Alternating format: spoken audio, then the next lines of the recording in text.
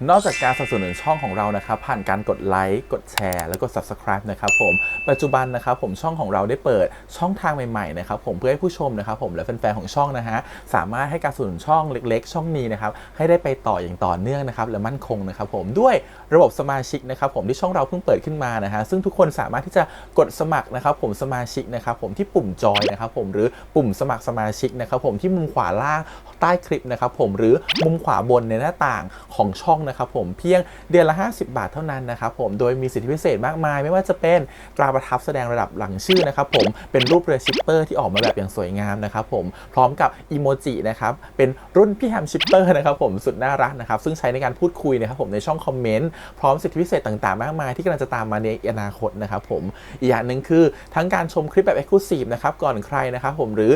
โอกาสที่จะได้ทำกิจกรรมต่างๆร่วมกันในอนาคตนะครับผมก็สำหรับสมาชิกเท่านั้นนะครับผมที่เก็บสิทธิ์นี้เอาไว้ให้กับทุกๆท่านนะครับแต่หากระบบสมาชิกยังไม่หนำใจนะครับผมเรายังมีช่องทางอื่นให้สนับสนุนกันนะครับผมไม่ว่าจะเป็นระบบซุปเปอร์แตงนะครับผมซึ่งหากผู้ชมเนี่ยเจอสัญลักษณ์นะครับรูปหัวใจนะครับผมที่มีดอลลาร์ไซน์นะครับผมหรือสัญลักษณ์รูปเงินดอลลาร์อยู่เนี่ยข้างใต้คลิปใดคลิปหนึ่งเนี่ยสามารถที่จะคลิกนะครับผมเพื่อโดเนทนะครับผมแทนคำขอบคุณนะฮะเพื่อเป็นการสนับสนุนช่องได้นะครับหรือจะเป็นการโดเนทนะครับผ่านบัญชีธนาคารนะครับผมซึ่งได้ใส่รายละเอียดเอาไว้แล้วนะครับข้างใต้คลิปนี้นะครับผมเอาไว้ที่คำบรรยายใต้คลิปนอกจากนั้นนะครับผมเรายังได้เปิด Line Open Chat นะครับซึ่งชื่อว่า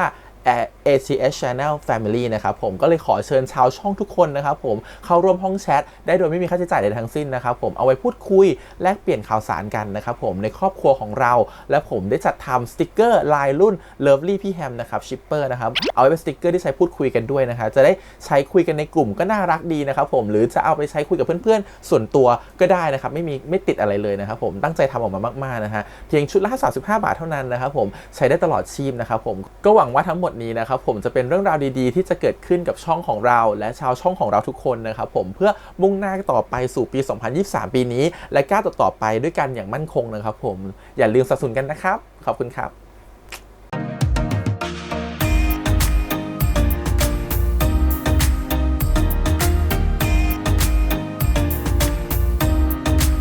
สวัสดีครับยินดีต้อนรับสู่ช่อง ATS Channel นะครับกับพวกการ reaction นะผมวันนี้อยู่กับพี่แฮมนะครับการให้ซีรีส์เรื่อง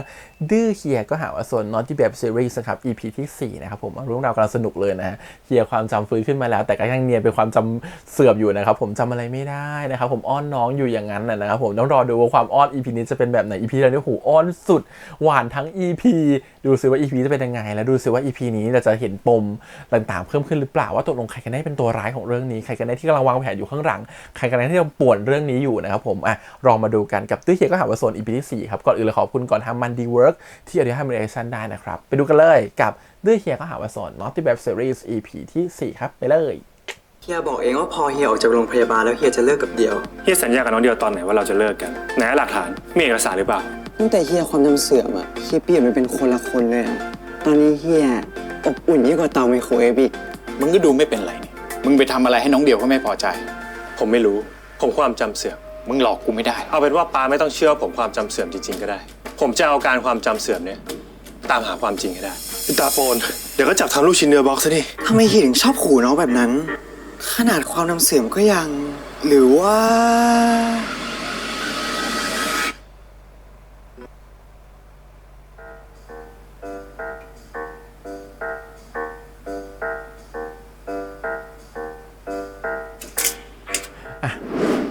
มีคนรับความสวยแล้วจ้ะ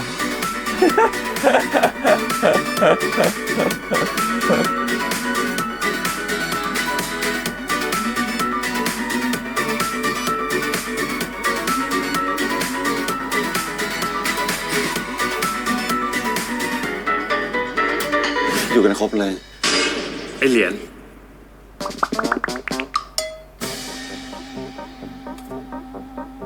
เป็นไรของมึง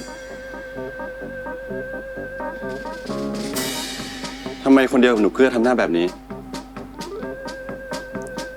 ไอ้อี้มันแกล้งอะไรมึงแกล้งอะไรน้องไอเหรียญ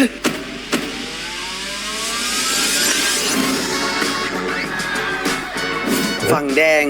เหรียญกอกิเลนตระกูลหวังปะทะกับฝั่งน้ำเงินอี้พยัคฆ์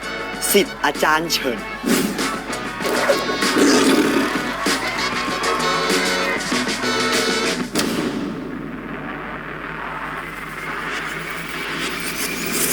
ชก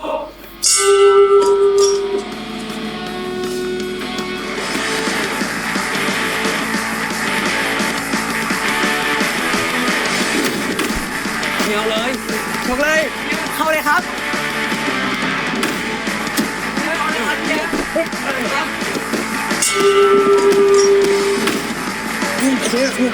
นี่หมดออกมาก่อนครับ แล้วครับนะครับปล่อยลูกเลย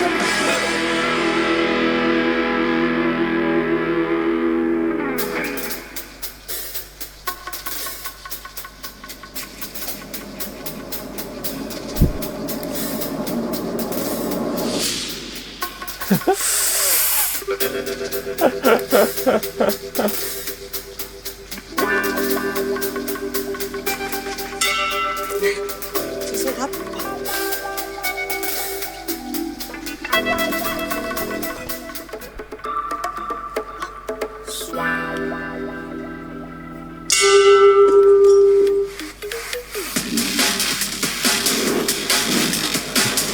นี่ฉันดูอะไรเนี่ย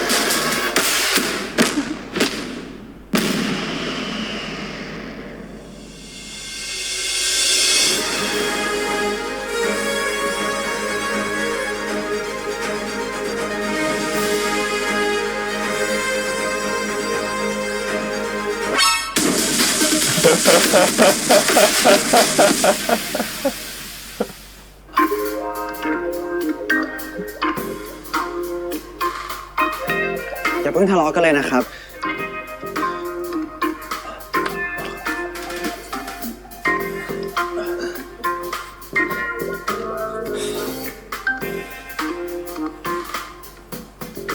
ก็ดูไอเหรียญมาทำดิ ก็ไอ้อี้มันต่อยเฮียก่อน พอกันทั้งคู่นั่นแหละครับเฮียอี้ยังเจ็บอยู่เลยนะครับมึงไม่น่ารีบห้ามเฮียเลย มึงต่อยกูทำไมวะ อี้อิงอัน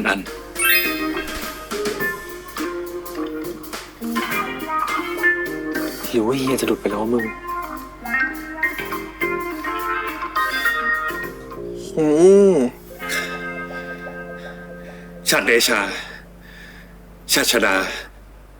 ชาติชนก อิงกับอันเป็นน้องสาวกู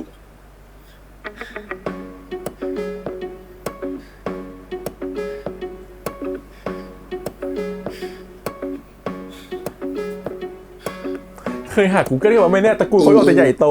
โอ้ย อันอี้ เออ แต่ว่าเฮียเป็นลูกคนเดียวนี่ครับ แต่ม้าแต่งงานใหม่ ไม่ได้ใช้นามสกุลเฉิน แต่ก็ยังคงเป็นม้า ลูกสาวของม้าก็คือน้องสาวของเฮีย เฮียอี้ผมว่าแล้วมันต้องเป็นอย่างนี้โหขอโทษนะเฮียพอดีเลือดหูเพื่อนมันแรงไปหน่อยอะครับขอโทษนะเฮียที่ทำให้เดียวเข้าใจเฮียผิดอ่ะมึงกูขอโทษนะ ไม่เป็นไร ที่หลังถ้าอยากรู้อะไรก็ถามมาตรงๆ ไม่ใช่ไปเชื่อไอเหรียญไปซะทุกอย่าง ก็หนูเกื้อถามว่าสนิทกันหรือเปล่า กูพูดอะไรผิด เฮียอี้เขายังไม่หายดีเลยครับนี่ขอโทษเฮียอี้เลย เออ กูขอโทษ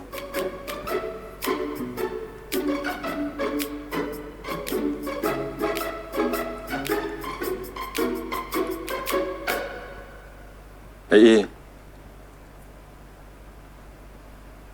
กูขอโทษมึงจริงๆว่ะ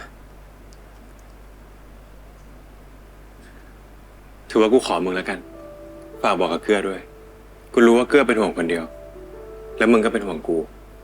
แต่เรื่องของกูกับคนเดียวเดี๋ยวกูจัดการเอง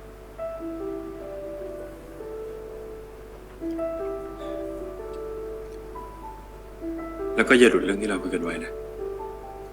เฮียอี้เกื้อฝากคนเดียวด้วยนะครับ อย่าดุคนเดียวเลยนะ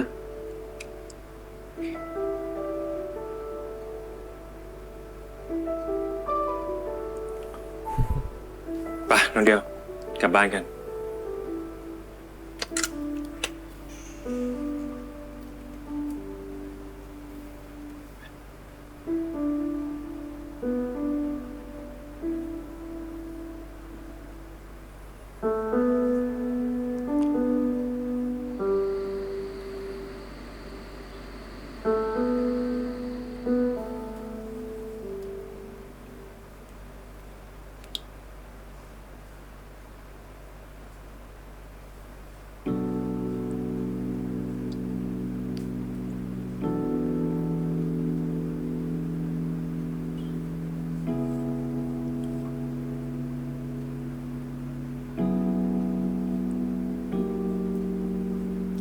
น้องเดียว ต่อไปนี้ถ้าอยากรู้เรื่องอะไรก็ถามเฮียได้เลยนะ ไม่ต้องไปถามคนอื่น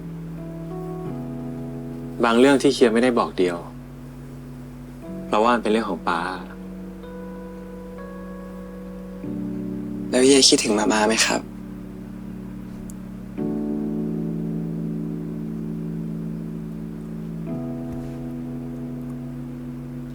หลังจากที่ป้ากับม้าเลิกกันเฮียก็เจอม้าแค่2-3 ครั้งต่อเดือน แล้วแต่ป้าจะอนุญาตอะป้ากลัวเรื่องสิทธิ์การเลี้ยงดู แต่แก่นั่นเวลากินข้าวกับเฮียยังไม่มีเลยมันเกิดเฮียก็จำไม่ได้ แล้วเฮียโกรธป้ากับมาไหมครับ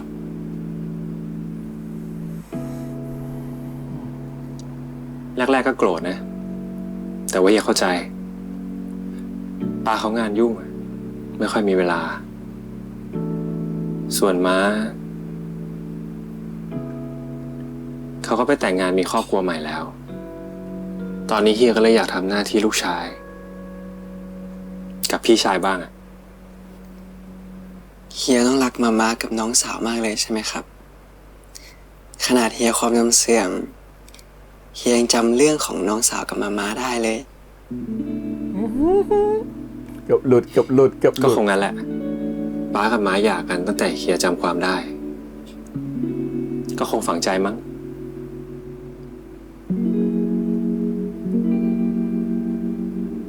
ไม่มีวันลืมหรอก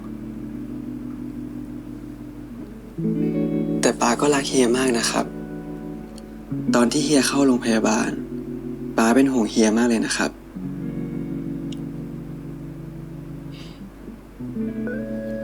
ลูกผู้ชายตระกูลเฉินก็เป็นแบบนี้แหละ เป็นแบบไหนล่ะครับ ไม่ค่อยแสดงออกมั้ง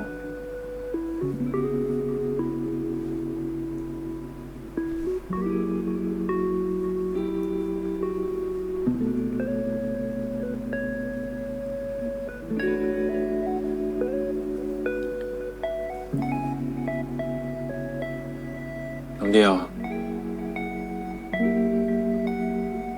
เพราะแบบนี้ ที่ผ่านมามันเลยไม่ง่ายสำหรับน้องเดียวเลยใช่ไหม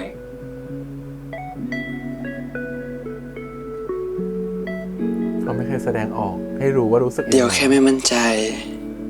ว่าเดียวเคยสำคัญกับเฮียหรือเปล่า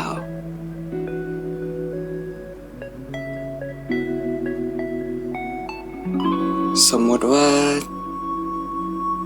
ถ้าความทรงจำของเฮียกลับมาแล้วเฮียจำได้ว่าเฮียไม่ได้รักเดียว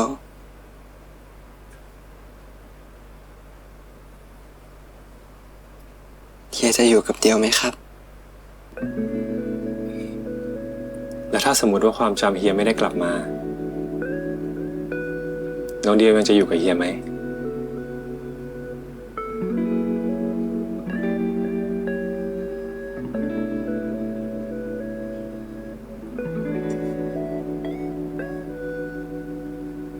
ถ้าเดียวจะบอกว่า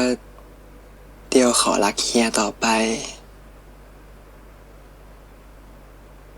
เดียวจะทำได้ไหมครับ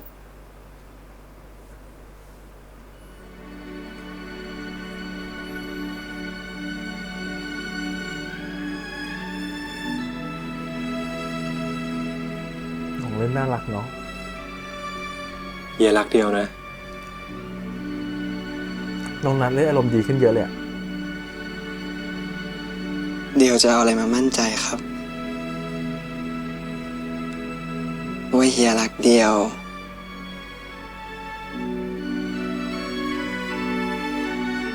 ก็เพราะว่าเฮียความจำ น้อง เสื่อ เดีย ม ว ความจำมันอยู่ที่สมอง แต่ว่าความรู้สึก มันอยู่ที่หัวใจนะ หัวใจไม่มีสมอง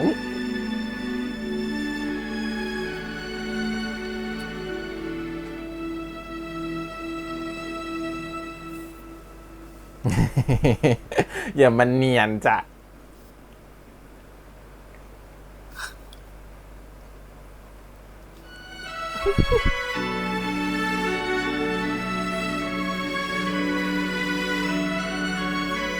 แขนเจ็บไม่ใช่หรอ จับผิดพยักชัดเตชาเฉิน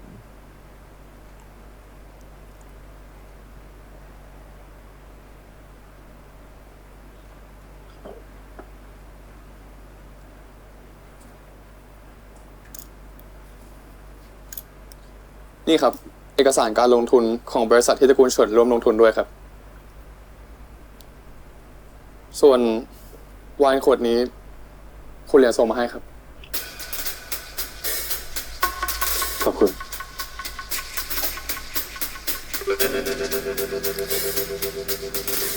โลโก้บริษัทดูแบบน่ารักมากเลยอะ ดูเหมือนรถแข่งจริงๆแต่มันไม่เหมาะมันไม่เข้ากับห้องนี้เลยอะโลโก้บริษัทอะ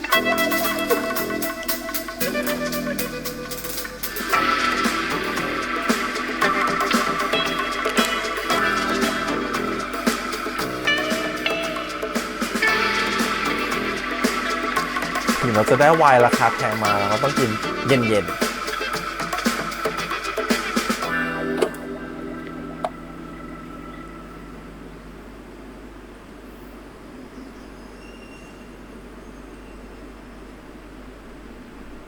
ครับ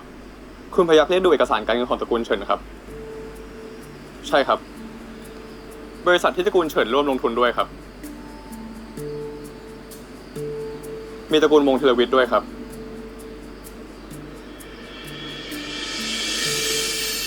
คุณอ้นพี่จะไว้ใจคุณอ้นได้หรือเปล่า ป่านนี้เฮียอี้เขาจะทำอะไรอยู่นะ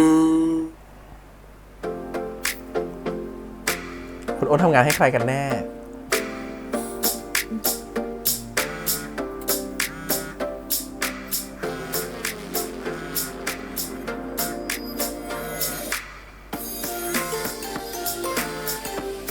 พี่เดียวขออนุญาตไปหาเฮียอี้ก่อนแป๊บนึงนะครับ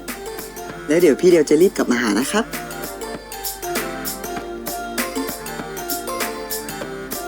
ไม่เหงานะ เดี๋ยวพี่เดียวกลับมาแป๊บเดียว มึงได้ไวน์ที่กูส่งไปให้เราหรือยัง ได้แล้ว ของไถ่โทษกู ขอโทษด้วยว่ะเรื่องเมื่อวาน เมื่อวานก็ขอโทษแล้วนี่ มึงคุยกับคนเดียวทุกเรื่องแล้วหรือยัง โดยเฉพาะเรื่องที่มึงแกล้งความจำเสื่อมเนี่ย ยัง ไหนมึงบอกว่าจะจัดการเอง ก็มันยังไม่มีจังหวะ ไอ้เอ ตอนนี้มึงเอาเปรียบคนเดียวอยู่นะ กูรู้ แต่กู บอกความจริงให้คนเดียวรู้ได้แล้ว มึงไม่ชอบที่คนเดียวรู้เรื่องมึงจากคนอื่น คนเดียวก็คงไม่ชอบเหมือนกัน กูขอเวลาอีกหน่อย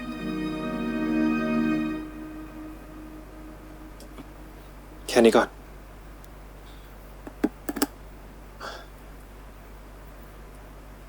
เฮียยุ่งอยู่เหรอครับ เปล่า แล้วอ้นไปไหน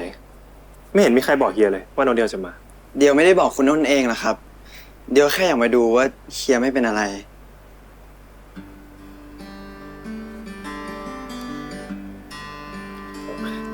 อันนั้นนะ ยังเจ็บอยู่นิดหน่อยอะ ยังเจ็บอยู่เหรอทำไมไม่พักอีกหน่อยล่ะครับ ละ เฮีย ครแหละเราอะ เฮียก็ความจำเสื่อมไปด้วยนี่ครับ เฮียจะทำงานได้เหรอ เฮียไม่ทำไม่ได้ตระกูลเฉินมีแค่เฮียกับป้า ต่อให้เฮียจำไม่ได้ เฮียก็ต้องทำให้ได้ เฮียดื้อ ใครกันแน่ที่ดื้อ เฮียว่าน้องเหรอครับ น้องไม่ดื้อนะ น้องอะรอเดียวกับเฮียอยู่ที่บ้าน ไม่ดื้อไม่สน ไม่หนีไปไหนเลยนะครับ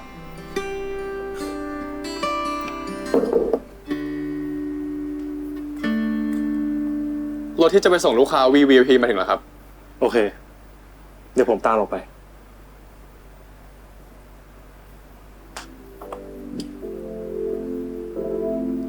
แล้วเดียว ไปทำงานกับเฮียมั้ย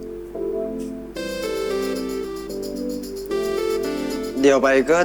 เกะกะเฮียเปล่าๆอะครับ ทำไมถึงคิดแบบนั้น ก็เฮียคนเก่าไม่เคยพาเดียวไปเลย เดียวก็เลยคิดว่า ไม่เหมาะมั้งครับ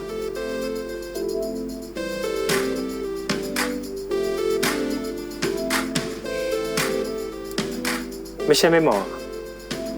แค่ไม่อยากให้ลำบากมากกว่า ว่าไง ไปไหม ไหนว่าจะมาดูว่าเฮียไม่เป็นอะไรไง เดียวไปได้จริงๆใช่ไหมครับเฮีย ได้สิ แล้วถ้าไม่ชอบก็บอกอยู่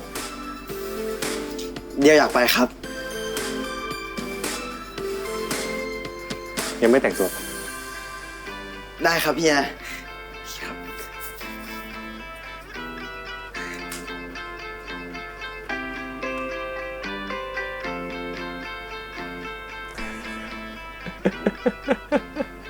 ช่วงนี้ทำคะแนนได้ดีนะเราอ่ะ 74,000 ได้ค่ะ นี่จะเป็นยอดจอง แต่ยอดของเดือนนี้คืออันนี้ใช่ไหมคะ ใช่ โอเคค่ะ เดี๋ยวโฟจัดการให้นะคะ ได้ค่ะ ค่ะ สวัสดีค่ะ เดี๋ยวแก้ตัวนี้นิดนึงนะมีติดขัดอะไรก็บอก ได้ครับ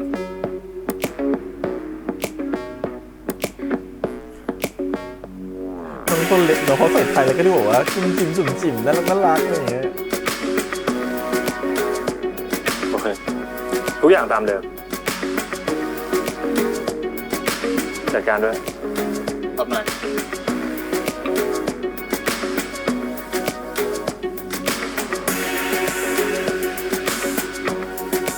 ไป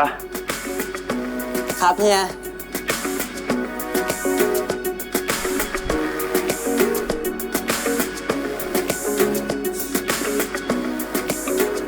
ไปกันเถอะ ครับ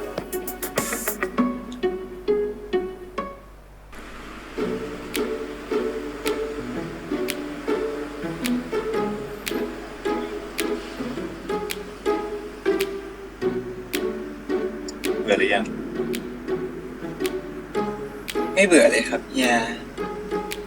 แล้วเรากำลังจะไปไหนกันเหรอครับ เอารถไปส่งให้ลูกค้า แล้วก็ขับตามรถไปด้วยอะ แล้วเฮียต้องไปเองเลยเหรอครับ ใช่ ถ้าเป็นรถสะสมซูเปอร์คาร์ที่ไม่ได้ประกอบในไทย ถ้าขั้นตอนไหนผิดพลาดไปเฮียก็ต้องรับผิดชอบตระกูลเฉินอยู่ได้ด้วยความไว้วางใจ ว่าจะส่งรถให้ลูกค้าในสภาพที่สมบูรณ์ที่สุด BM ที่เขาเอามาเข้าฉากกันเนี่ย ตัวแพงมากเลยนะ เป็นตัวพิเศษ น่าจะเช่ามาวันหนึ่งน่าจะเช่าหลายแสนอะต่อวันอะคือแบบซีรีส์ทุ่มมากอะ เรียบร้อยกว่าเยอะ T&P นาชากับพยัคฆ์ฉัน ใช่ครับ อันนี้สั่งทำพิเศษเพื่องานมั่น มีแค่2 ชิ้นครับ จะว่าไปเฮียก็โรแมนติกเหมือนกันนะ เหรอครับ เดียวไม่เคยได้สังเกตเลย งั้นคราวหน้าก็เอาของตัวเอง ได้ครับเฮีย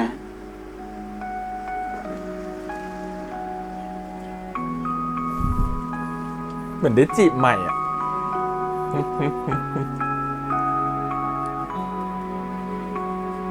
คุณอ้นอยู่ คุณอ้นอยู่ นิดนึงนะ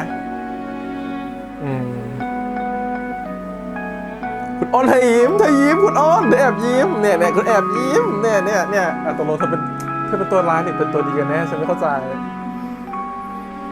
คนขี้แกล้ง เฮียแกล้งอะไร ก็เฮีย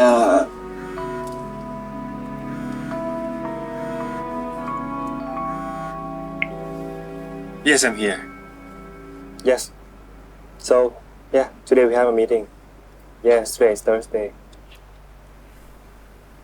ผมทราบข่าวว่าคุณอี้ประสบอุบัติเหตุเพิ่งออกจากโรงพยาบาล แต่อุตส่าห์มาส่งรถด้วยตัวเอง ผมเกรงใจจังครับ หายดีแล้วครับ คุณเชนเป็นลูกค้าคนสำคัญของตระกูลเฉิน ผมจะไม่มาด้วยตัวเองได้ยังไงล่ะครับ ดาดารถน้องชุน ชวนอยู่วิ่งลูก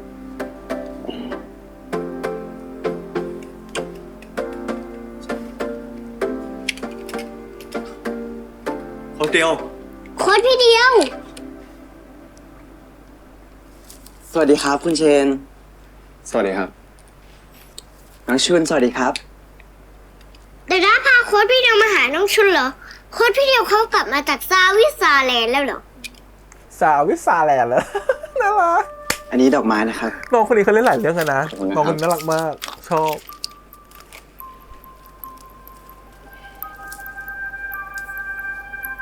โค้ชพี่เดียว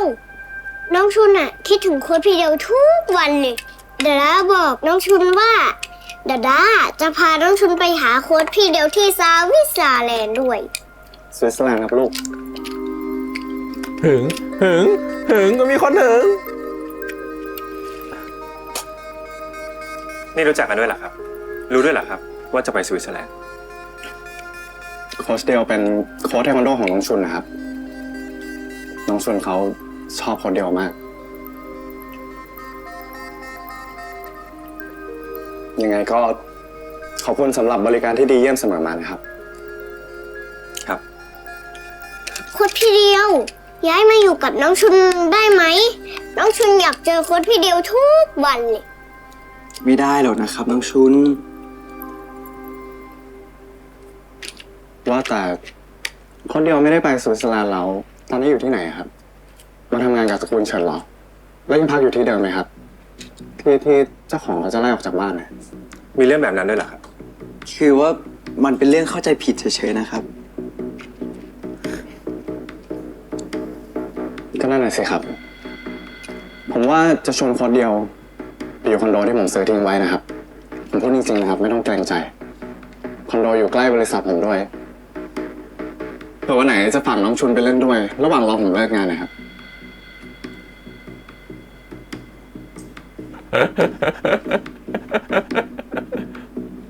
คุณเชนครับ ผมไม่ต้องรบกวนคุณเชนหรอกครับ คนของผมดูแลได้ครับ เออ ตระกูลเฉินเนี่ยเลี้ยงลูกน้องดีจังนะครับ ดูแลทุกอย่างเลย ผมรับรองได้เลยนะครับ คุณอี้จะต้องไม่ผิดหวังแน่นอน เห็นตัวเล็กๆแบบเนี้ยแต่ขยันมากเลย ผมต้องไปรับน้องชุนทุกวัน ก็เลยเห็นโค้ชเดียวเขาปั่นจักรยานมาสอนเด็กๆนะครับ บางวันก็ยางแบนถึงแล้วต้องเข็นมาสอนเลยนะครับ โค้ชพี่เดียวอยู่เล่นกับน้องชุนก่อนได้ไหม น้องชุนมีรถบึ้นๆด้วย จริงด้วยครับ อยู่ทานข้าวด้วยกันก่อนสิครับคุณอี้ด้วยนะครับ เขาไม่สะดวกครับ เฮีย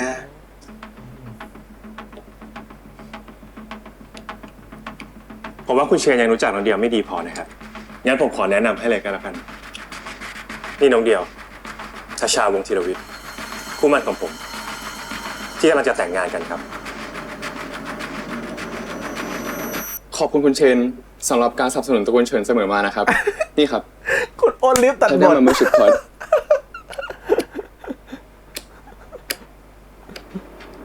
คู่หมั่นเหรอครับ ก็ยังไม่ได้แต่งกันเลยครับ อุ๊ย อีกไม่นานหรอกครับ งั้นผมขอใช้โอกาสนี้ชวนคุณเชนเลยก็แล้วกัน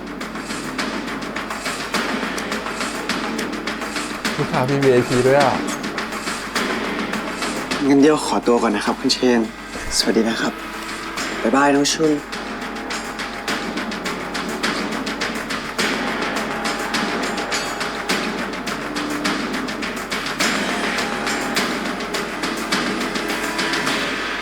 เซ็งเลยคุณเชน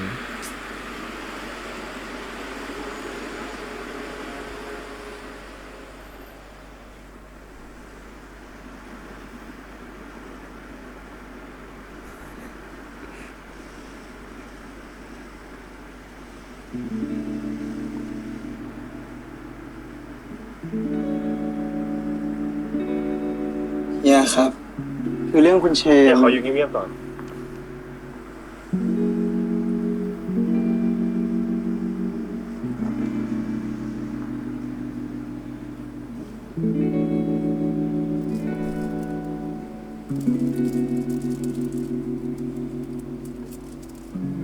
ถ้าเฮียยังไม่อยากคุยกับเดียวไม่เป็นไรนะครับ แต่ว่าเฮียยังไม่ได้ทานอะไรมาเลย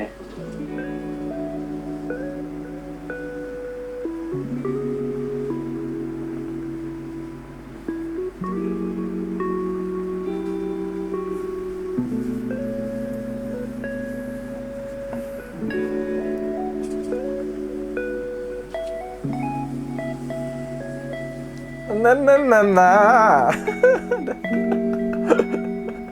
เรามันก็ เฮียไม่ได้โกรธน้องเดียว ใช้โอกาสให้เป็นประโยชน์ เฮียแค่ไม่ชอบ อืม ที่คนอื่นมารู้เรื่องน้องเดียวที่เฮียไม่รู้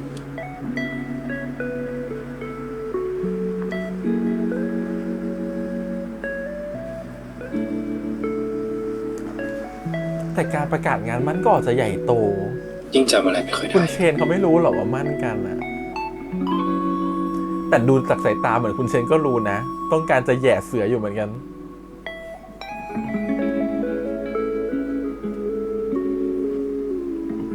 คุณอ้นเธอก็ดูเป็นแบบชิปเปอร์ แต่คุณนุกก็ดูเป็นคนไม่ดีงงนะเนี่ย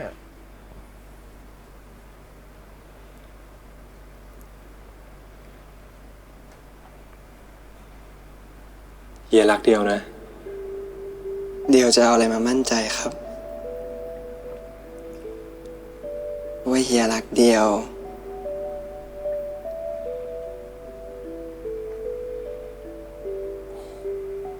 โห ราคา60 ล้านบาท นี่รถหรือเครื่องบินเนี่ยทำไมแพงจัง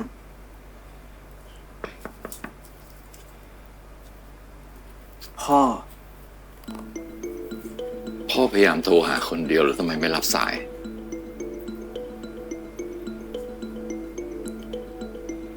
ขอโทษครับพ่อ สวัสดีครับ สวัสดีครับ เชิญนั่งครับ ขอบคุณครับ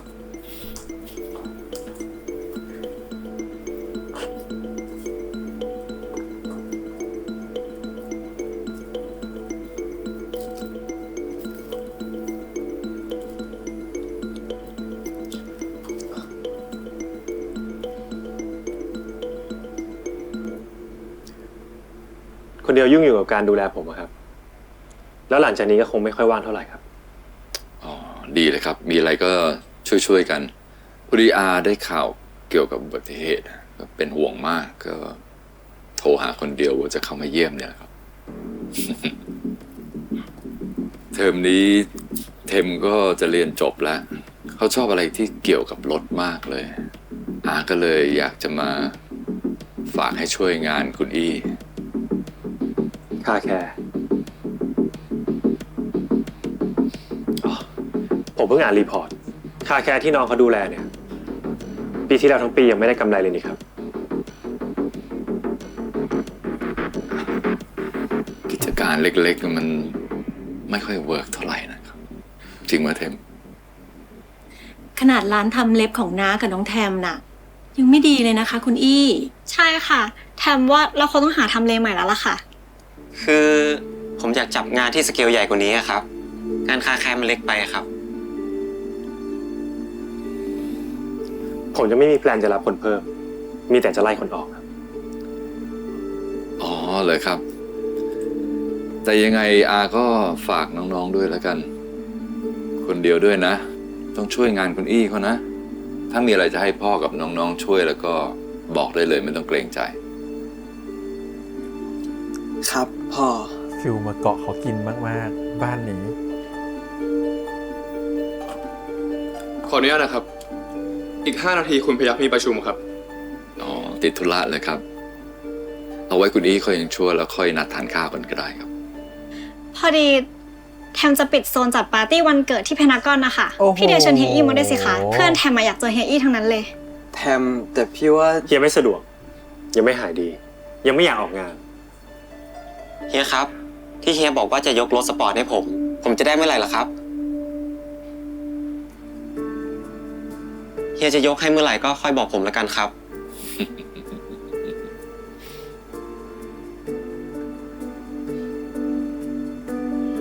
รู้สึกแย่เนาะที่เหมือนกับว่าตัวเองมาเป็นแบบคู่มั่นบ้านนี้แล้วถูกว่าเอามาเป็นแบบ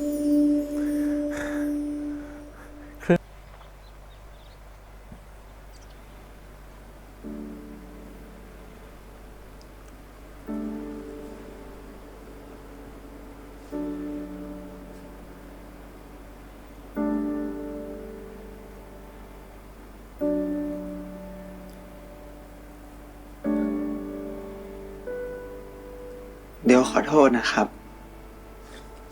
เรื่องอะไร ทุกเรื่องเลยครับ ท ทั้งเรื่องที่บ้านเดียว เรื่องที่เดียวเข้าใจเฮียผิดหลายอย่าง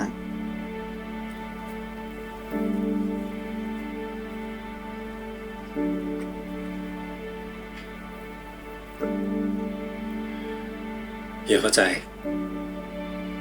เฮียเข้าใจว่าทำไมน้องเดียวไม่อยากอยู่กับเฮีย เฮียจะไม่ว่าอะไรเลย ถ้าน้องเดียวยังอยากหนีเฮียไป ถ้ามันทำให้น้องเดียวสบายใจ เฮีย แต่คิดก็ส่วนคิด เฮียเข้าใจ แต่ไม่ได้หมายความว่าเฮียจะสบายใจ ที่เห็นน้องเดียวไป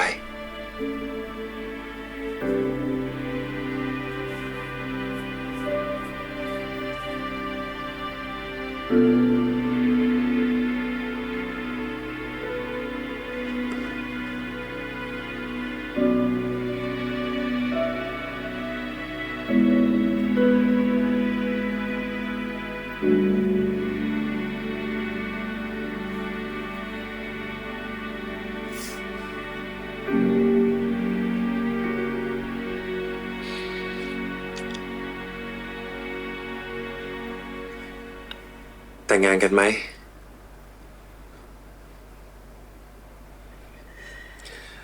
คุณทชาวงศ์ธีรวิทย์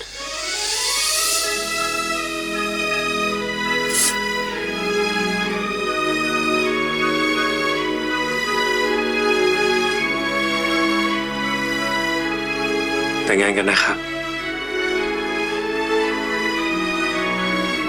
ศัตรูหัวใจมันเยอะมันต้องรีบแต่งแต่ตอนไม่ไหวละ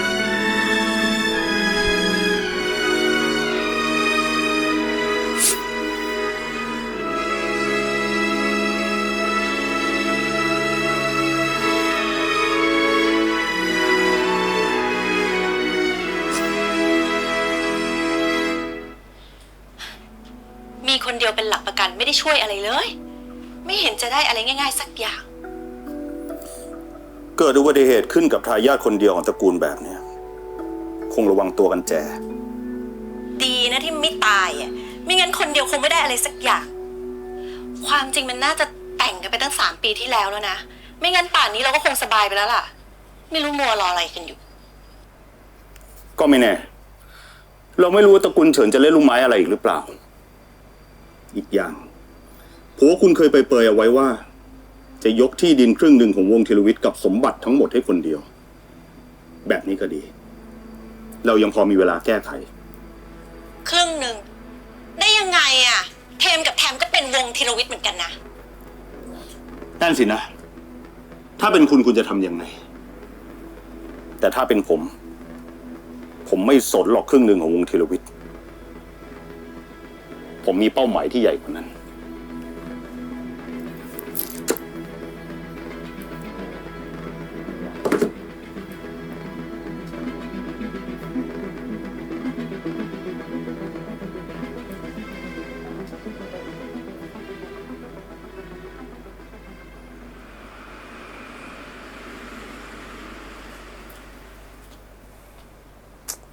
ไม่รู้ว่าต้องการอะไรกันแน่ ขอบคุณนะน้องเดียว ขอบคุณเลยครับเฮีย ขอบคุณที่ไม่ทิ้งเฮีย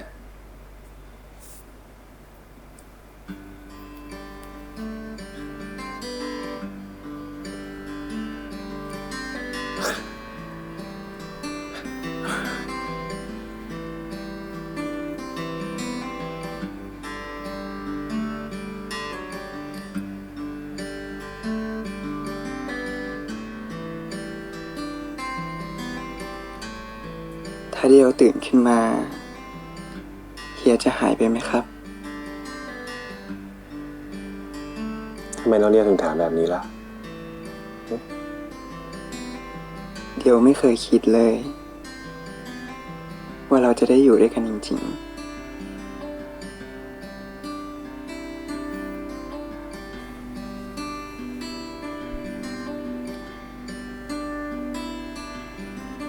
เฮียอยู่นี่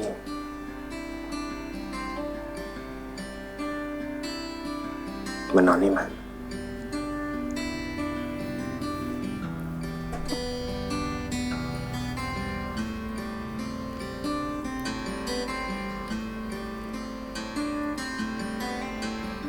ตั้งแต่เฮียกลับมาอยู่ที่นี่ เดียวหลับสนิทเกือบทุกคืนเลยนะครับ ปกติน้องเดียวหลับไม่สนิทหรอ ปกติเดียวฝันร้ายบ่อยๆอะครับ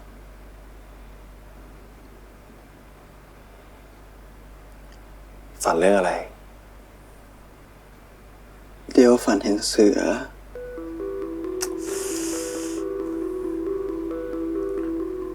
เสือตัวใหญ่กระโจนพุ่งใส่เดียว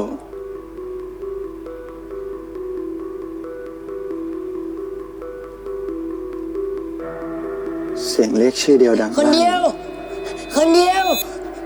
คนเดียว มีเลือดเต็มไปหมด แต่ไม่ใช่เลือดของเดียว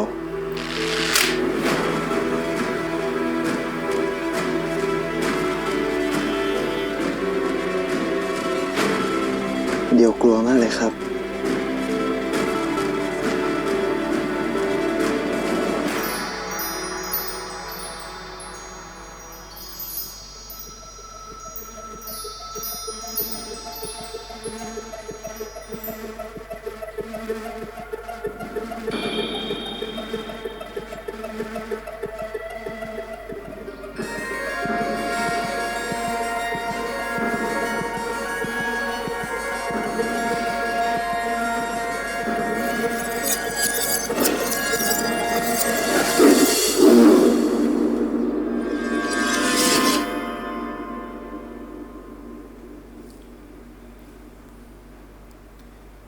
เดียวขอให้เฮียหลับฝันดีนะครับ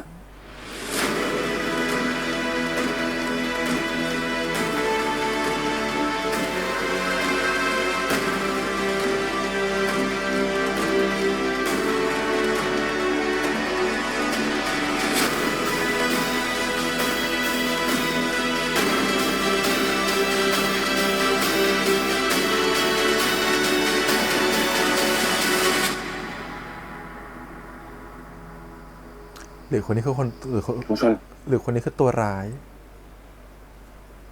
น้องชนชอบโค้ดพี่เดียวไหมครับ ชอบครับ น้องชุนชอบคูดพี่เดียวมากเลย งั้นดาดาไปชวนโค้ดพี่เดียวมาเป็นเพื่อนน้องชุนดีไหมนะ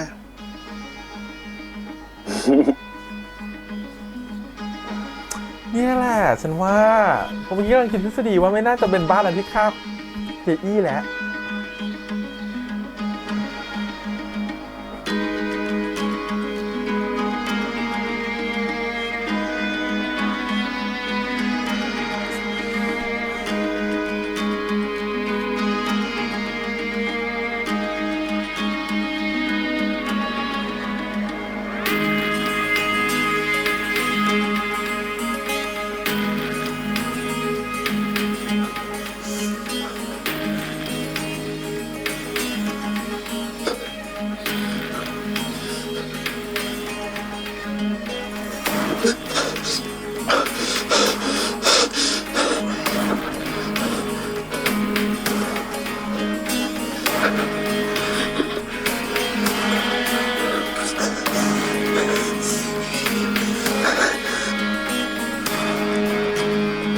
เล่นดี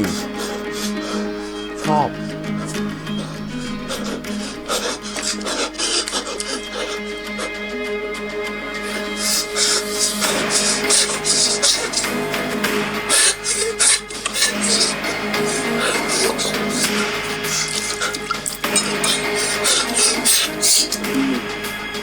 ลุงลุงลุงช่วยด้วยคนเดียวลุงลุงคนเดียว คนเดียว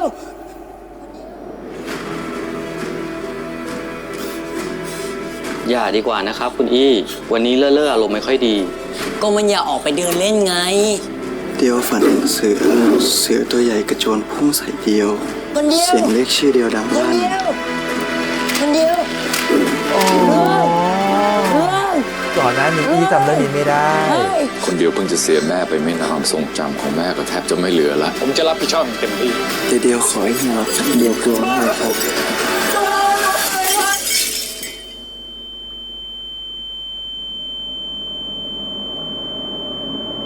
น เฮ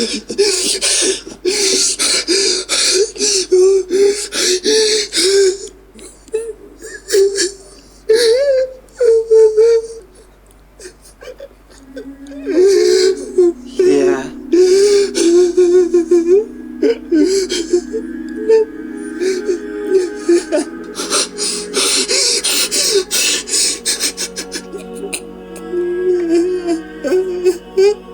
รับนะครับ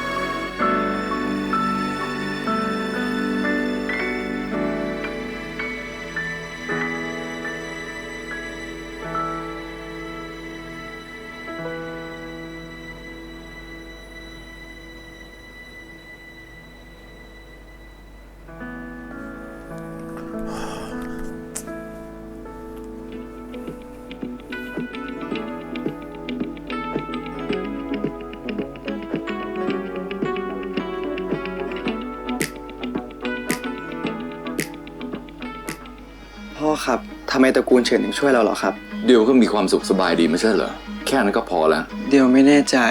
ว่าพ่อเดียวรู้อะไร หรือต้องการหาผลประโยชน์อะไรจากตระกูลเฉินอีก แต่ถึงสองคนนั้นแต่งงานกัน มันก็ไม่ได้มีอะไรการันตีนี่ว่าเราจะได้เงินเพิ่มจากตระกูลเฉิน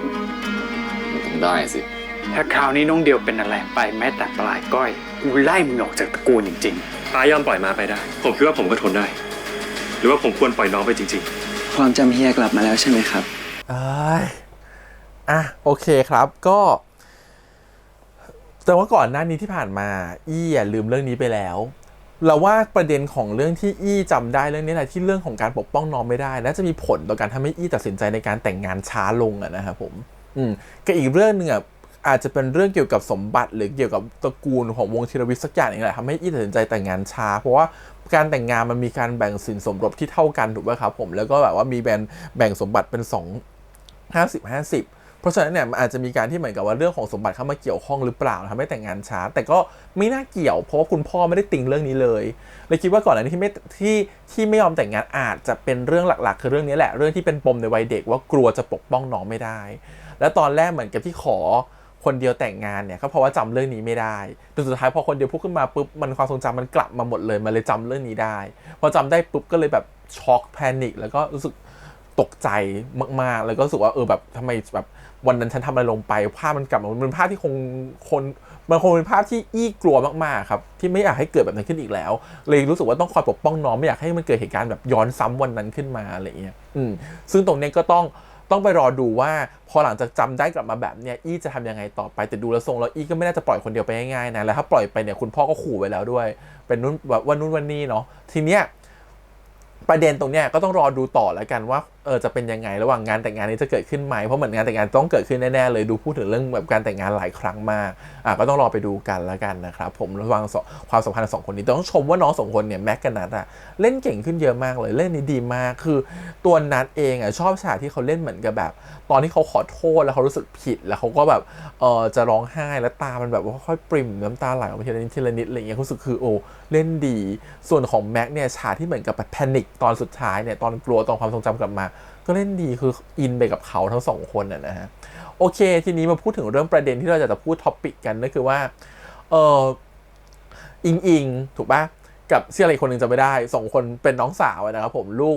ลูกแม่เดียวกันแต่คนละพ่อนะเพราะแม่ไปแต่งงานใหม่อะไรเงี้ยแต่คือพอไปแต่งงานใหม่ก็เลยไม่ได้ใช้สิทธิ์นามสกุลเฉินนะฮะแต่ก็มีความเป็นลูกพี่ลูกน้องกัน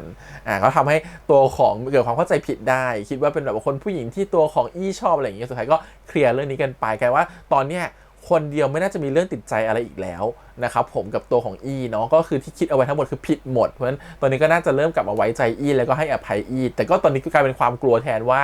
งั้นก่อนหน้านี้ที่อี้ไม่ได้มีชู้หรือมีใครคนอื่นแต่อี้ไม่ยอมแต่งงานกับเราหรือจริงอี้ไม่รักเรากันแน่นะงั้นถ้าความทรงจำกลับมาอี้จะรักเราอยู่ไหมก็เลยกลัวตรงนั้นแทนนะครับ ก็แต่ก็เฮียอี้ก็พยายามจะพิสูจน์ว่าไม่ฉันยังรักเธออยู่เธอไม่ต้องห่วงเรื่องนี้เลยนะครับก็พยายามจะบอกว่าพอตัวเขาความจำกลับมาแล้วไงเขารู้อยู่แล้วว่ารักเขาเลยบอกว่าฉันรักเธออยู่เธอไม่ต้องห่วงเรื่องนี้เลยเลิกกังวลเรื่องนี้ได้แล้วอันนี้ก็หายไป1 เปราะทีนี้คุณอ้นโทรหาใครอันนี้เราไม่แน่ใจที่บอกไปโทรไปรายงานคิดไปทำกับ2 ทางก่อนแล้วกันนะ1เป็นรายงานคุณพ่อหรือเปล่า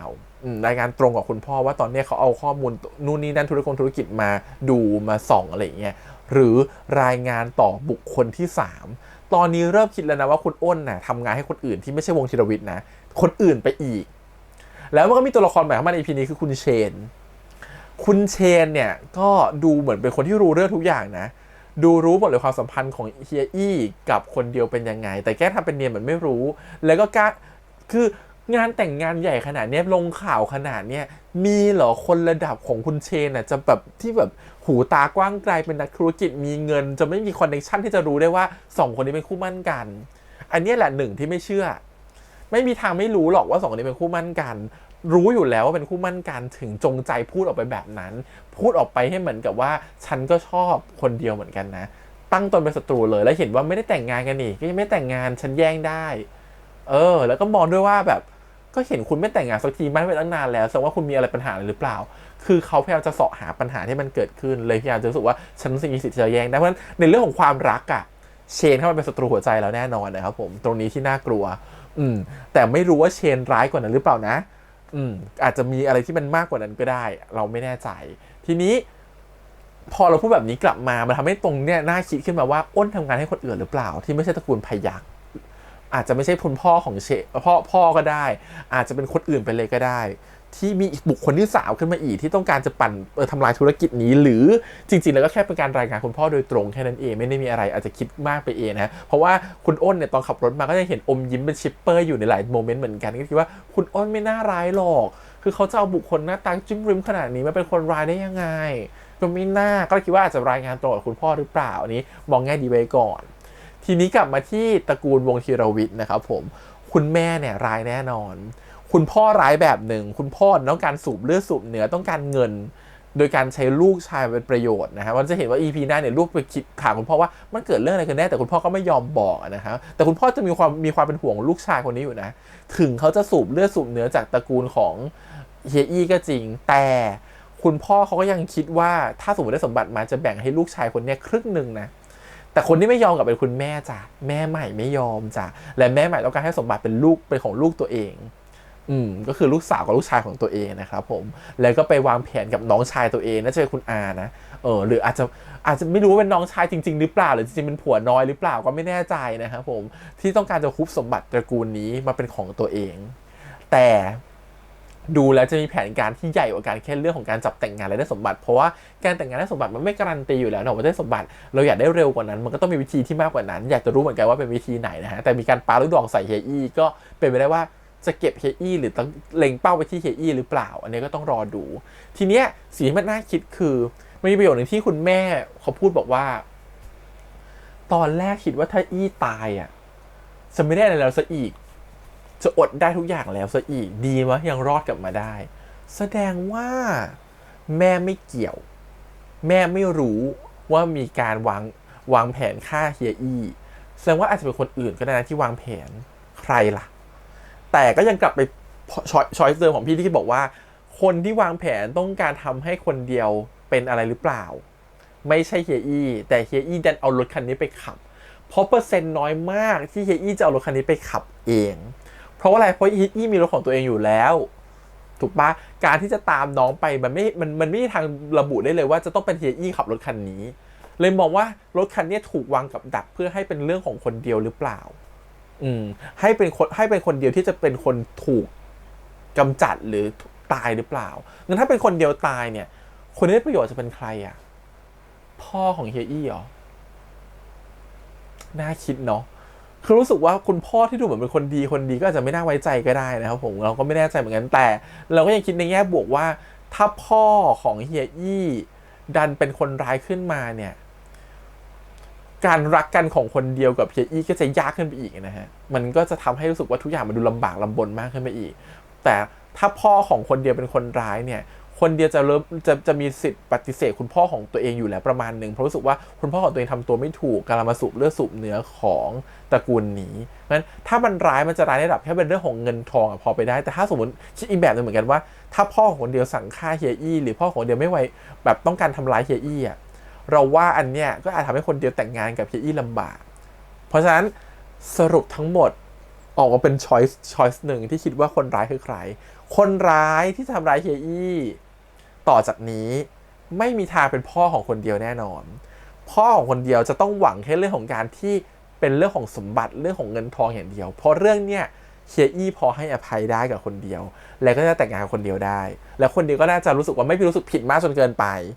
ถ้าพ่อไปทำร้ายเฮียอี้เนี่ยอาจจะรู้สึกผิดมากไม่กล้าแต่งงานอีกแล้วแต่คิดว่าถ้าเป็นเรื่องของแค่เงินที่ดินอย่างเงี้ยอาจจะรู้สึกว่าน่าจะพอที่จะยอมรับและเป็นแฟนกันได้ต่อไปคบกันต่อไปได้งั้นคนร้ายไม่ใช่พ่อคนเดียวก็จะเหลือแค่น้องชายแม่ใหม่ที่จะเป็นคนร้ายที่จะไม่หวังดีต่อเฮียอี้แล้วก็เชนอีกคนหนึ่งนะครับผมเพราะว่านี่เป็นศัตรูหัวใจที่ดูจะเป็นคนร้ายได้นะสองคนนี้กับอีกคนหนึ่งเลยอ่ะถ้าสมมติว่า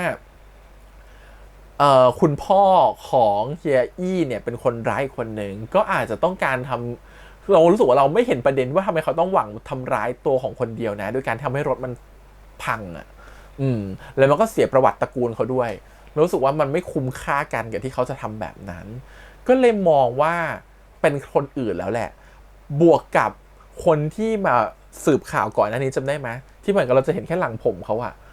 ตอนแรกเราคิดว่าเป็นลูกชายของลูกชายเป็นน้องแทมแต่รู้สึกว่าอาจจะไม่ใช่แทมแล้วอะอาจจะเป็นคนอื่นไปอีกก็ได้เพราะว่ารู้สึกว่าดูทรงผมดูแล้วดูแทมมันไม่น่าจะหน่อมแหนมอะแทมไม่น่าจะแบบว่าทำอะไรแบบนั้นได้อะไรเงี้ยน่าจะเป็นคนอื่นคนที่ต้องการทำให้เฮียอี้บาดเจ็บน่าจะเป็นคนนั้นแหละคนที่คอยมาแบบมาที่โรงพยาบาลซึ่งใครสิผมยาวๆประที่คอไม่ใช่น้องชายคุณแม่ใหม่แน่นอนที่เป็นตัวร้ายไม่ใช่คุณอาแน่นอนแล้วก็ไม่ถ้าตัดแทมออกไปอีกก็ต้องเป็นคนอื่นแล้วที่เรายังไม่เห็นหน้าตาแบบนี้ออกมาอาจจะเป็นตัวละครอื่นเลยก็ได้นะครับผมที่ยังไม่โผล่ออกมาศัตรูเยอะเนาะต้องรอดูแหละว่าจะเป็นยังไงแต่เริ่มคิดไปหลายทางแล้วแต่เริ่มคิดว่าถ้าเขาจะให้สองคนนี้รักกันได้ไม่ควรเป็นตัวละครพ่อของทั้งสองคนเป็นคนร้ายมันต้องเป็นตัวละครที่ไกลกว่านั้นห่างออกไปกว่านั้นแต่ทีนี้ไม่รู้ใครแล้วคุณอ้นทำงานให้ใครน้องที่เห็นแต่ผมคนนั้นคือใครมันมีอีกหลายๆอย่างที่น่าสนใจอยู่ในนั้นนะต้องรอติดตามดูนะครับผมถือว่าเรื่องนี้เขียนบทมาเนี่ยไม่ได้แค่โรแมนติกพาร์ทเลิฟซีนอย่างเดียวหรือความรักของสองคนอย่างเดียวมันมีเรื่องของปมตัวละครด้วยที่ยังต้องสืบต่อแล้วก็เรื่องของคดีสืบสวนความสืบสวนสอบสวนอีกว่าใครกันแน่เป็นคนไม่หวังดีใครกันแน่เป็นคนร้ายใครกันแน่ที่ต้องการทำร้ายคือใครกันแน่ที่เป็นคนวางแผนแล้วจริงๆต้องการทำลายเฮียอี้หรือต้องทำลายคนเดียวกันแน่เป็นไปได้หลายทางมากต้องรอติดตามนะครับผมว่าเป็นยังไงสนุกทุกตอนขอบคุณอีกครั้งครับวันนี้ก็ฝากกดไลค์กดแชร์กด Subscribe นะครับติดตามเสียงทาง YouTube Instagram Twitter แล้วก็ Facebook วันนี้พี่แฮมไปก่อนนะครับเจอกันใหม่สัปดาห์หน้าไปแล้วบ๊ายบาย